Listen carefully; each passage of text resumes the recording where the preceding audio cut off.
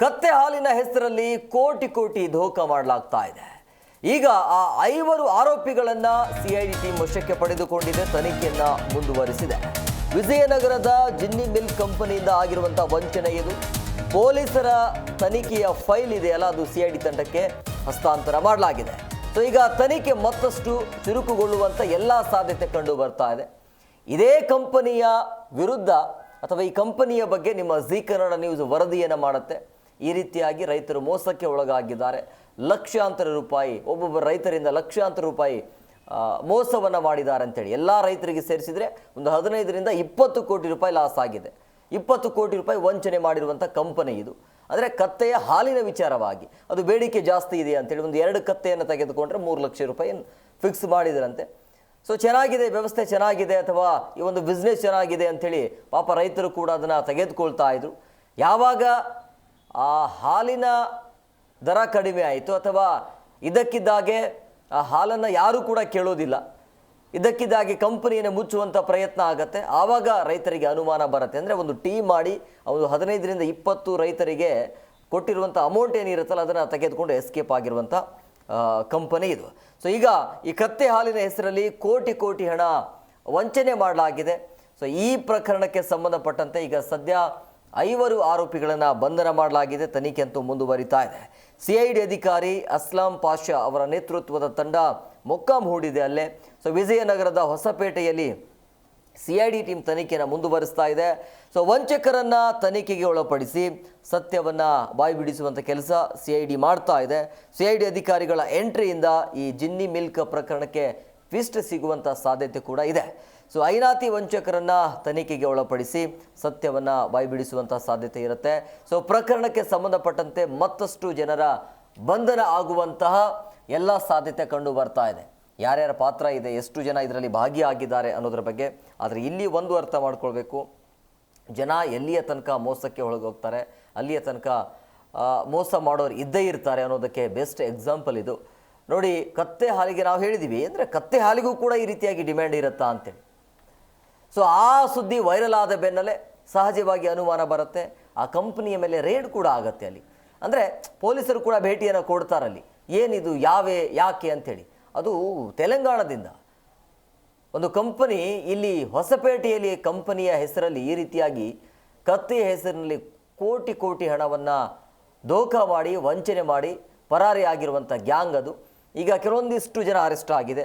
ಮೊನ್ನೆ 2 ಜನ, ಇವತ್ತು 5, ಒಂದು 7-8 ಜನರ ಅರೆಸ್ಟ್ ಮಾಡಲಾಗಿದೆ. ಅವರನ್ನು ಬಂಧನ ಮಾಡಿ ವಿಚಾರಣೆ ಮಾಡುವಂಥ ಕೆಲಸ ಅಂತೂ ನಿರಂತರವಾಗಿ ನಡೀತಾ ಇದೆ. ಈಗಾಗಲೇ ಅಧಿಕೃತವಾಗಿ ಸಿಐಡಿ ಟೀಮ್ ಎಂಟ್ರಿ ಕೊಟ್ಟಿದೆ. ಸೊ ಹಂಗಾಗಿ ಈ ತನಿಖೆಗೆ ಟ್ವಿಸ್ಟ್ ಸಿಗುವಂಥ ಸಾಧ್ಯತೆ ಇದೆ. ಒಂದು ಸಾಕಷ್ಟು ಜನ, ಇಡೀ ಹೊಸಪೇಟೆ ರೈತರು ಕಂಗಾಲಾಗಿದ್ದಾರೆ. ಅಂದರೆ 2 ಕತ್ತೆಯನ್ನು ಕೊಡ್ತಾರೆ, ಒಂದು ಬಳಕೆಗೆ ಬರುವಂಥ ಕತ್ತೆ, ಇನ್ನೊಂದು ಚಿಕ್ಕದಿರುತ್ತೆ. ಒಟ್ಟಾರೆ 2 ಕತ್ತೆಗೆ 3 ಲಕ್ಷ ರೂಪಾಯಿ ಕೊಡಬೇಕು ಅಂಥೇಳಿ ಒಂದೊಂದು ಟೀಮ್ ಮಾಡಿರ್ತಾರೆ. ಒಂದು ಬ್ಯಾಚ್ ಇರುತ್ತೆ, ಒಂದು ಬ್ಯಾಚಿಗೆ ಒಂದು 20ರಿಂದ 30 ರೈತರು, ಇನ್ನೊಂದು ಬ್ಯಾಚಿಗೆ 20ರಿಂದ 30 ರೈತರು. ಆ ಎಲ್ಲ ಬ್ಯಾಚ್ಗೆ ಡಿಲೇ ಮಾಡಿ ಒಂದು 30-40 ರೈತರಿಗೆ ಇದ್ದಕ್ಕಿದ್ದಾಗೆ ಅಂದರೆ ಅಡ್ವಾನ್ಸ್ ಆಗಿ ಅಮೌಂಟನ್ನು ಕಟ್ಟಿರಬೇಕು. ಈಗ ನಿಮಗೆ ಕತ್ತೆ ಬೇಕು ಅಂತಂದರೆ ಒಂದು 3 ಲಕ್ಷ ಅಡ್ವಾನ್ಸ್ ಕೊಡಲೇಬೇಕು ಅಲ್ಲಿ. ಸೊ ಒಂದು 30-40 ಜನ ಒಮ್ಮೆಲೆ ಕೊಟ್ಟಿರ್ತಾರೆ. ಆ ಎಲ್ಲ ದುಡ್ಡನ್ನು ತೆಗೆದುಕೊಂಡು ಎಸ್ಕೇಪ್ ಆಗಿರುವಂಥ ಟೀಮ್ ಇದು. ಸೊ ಈ ಟೀಮ್ ವಿರುದ್ಧ ಈಗ ಸಿಐಡಿ ಎಂಟ್ರಿ ಕೊಟ್ಟಿದೆ.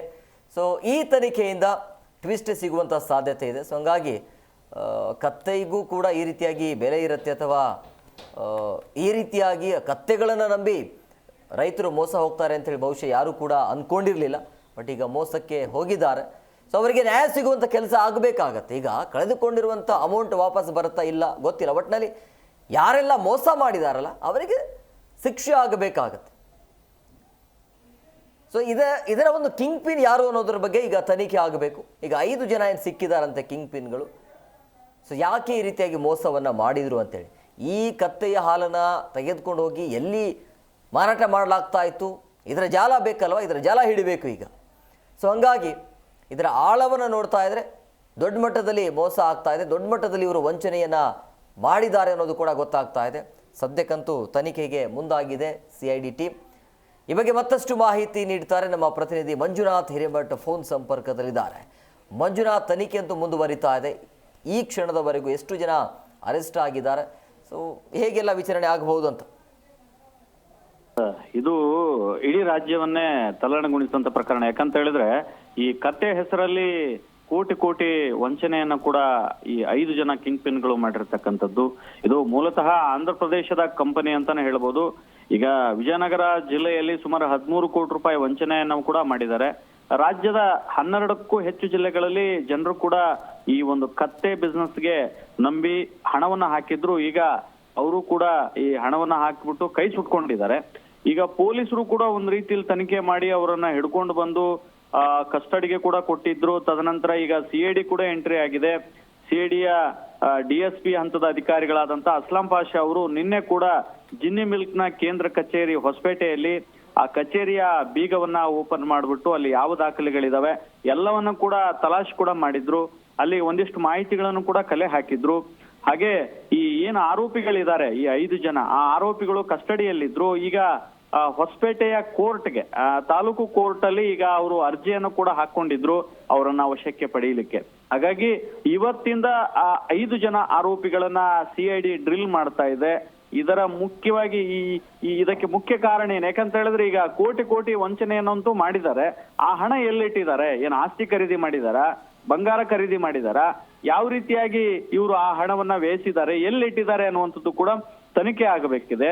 ಹಾಗೆ ಈ ಒಂದು ಏನು ವಂಚನೆ ಪ್ರಕರಣದಲ್ಲಿ ಸ್ಥಳೀಯರ ಪಾತ್ರ ಏನಾದ್ರೂ ಇದೆನಾ, ಅಧಿಕಾರಿಗಳ ಪಾತ್ರ ಏನಾದ್ರೂ ಇದೆನಾ ಅನ್ನುವಂಥದ್ದು ಕೂಡ ಎನ್ಕ್ವೈರಿ ನಡೀತಾ ಇದೆ.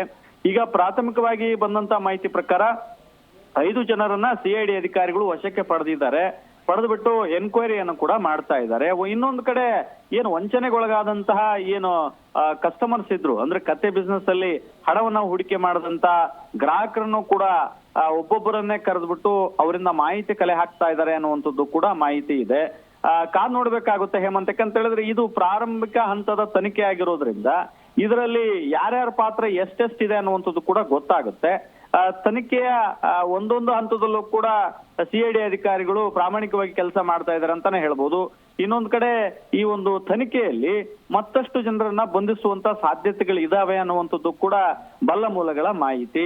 ಕಾದ್ ನೋಡ್ಬೇಕಾಗುತ್ತೆ ಹೇಮಂತ್. ಈ CID ತನಿಖೆಯಲ್ಲಿ ಎಷ್ಟು ಜನರ ಬಂಧನ ಆಗುತ್ತೆ ಮತ್ತು ಪ್ರಾಮಾಣಿಕವಾಗಿ ತನಿಖೆಯ ನಂತರ ರೈತರಿಗೆ ಏನು ವಂಚನೆ ಆಗಿತ್ತು ಆ ಹಣ ವಾಪಸ್ ಸಿಗುತ್ತಾ ಅನ್ನುವಂಥದ್ದು ಕೂಡ ಇಲ್ಲಿ ಯಕ್ಷ ಪ್ರಶ್ನೆ ಆಗಿ ಉಳ್ಕೊಂಡಿರ್ತಕ್ಕಂಥದ್ದು Hemanth. Yes, okay, thank you Manjunath ನಿಮ್ಮೆಲ್ಲ ಡೀಟೇಲ್ಸ್ಗಾಗಿ.